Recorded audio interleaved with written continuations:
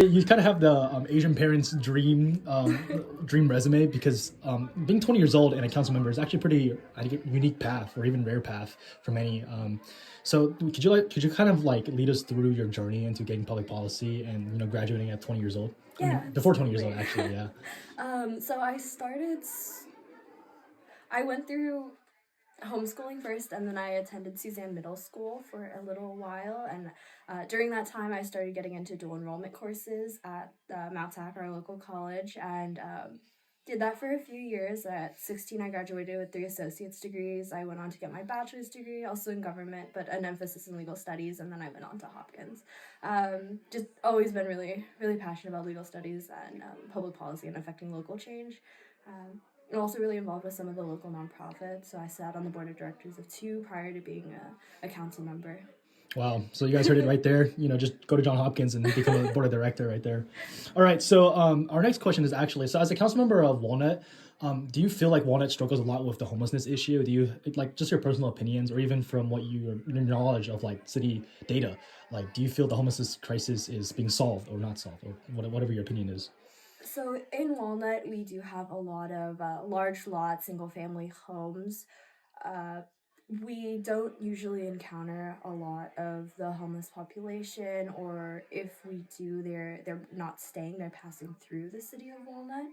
Uh, in that regard, our sheriff's department has been really great about reaching out, offering assistance if necessary, and that's sort of our current or Yeah. history experience with that. Yeah, one is not historically known for homelessness, but I guess regarding like everyone's question on the mind is like, oh, Olympics 2028 is coming up. How do you feel like suburbs around Los Angeles is going to be affected by this? And your perspective is not only a councilwoman, but like as like a citizen of like suburban Los Angeles. Like, how do you feel?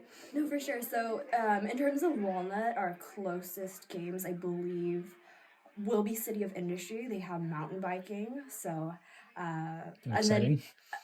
the other one, I believe, Pomona Fairplex is also getting some sort of games.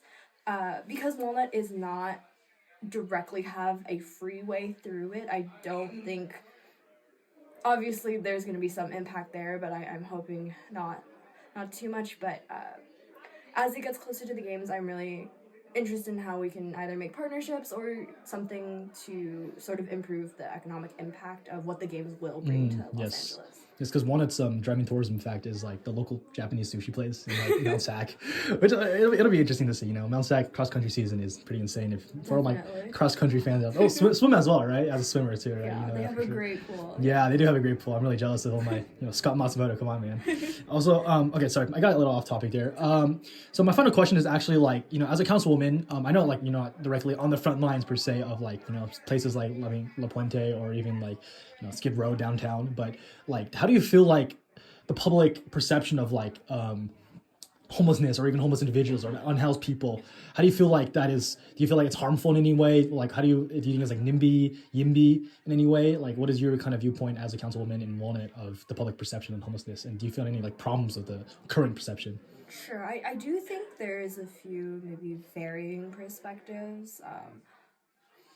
There's all sorts of reasons for why someone might be unhoused or homeless. So, because of that, I think it's best to approach from a place of compassion and just seeing how we can solve the problem.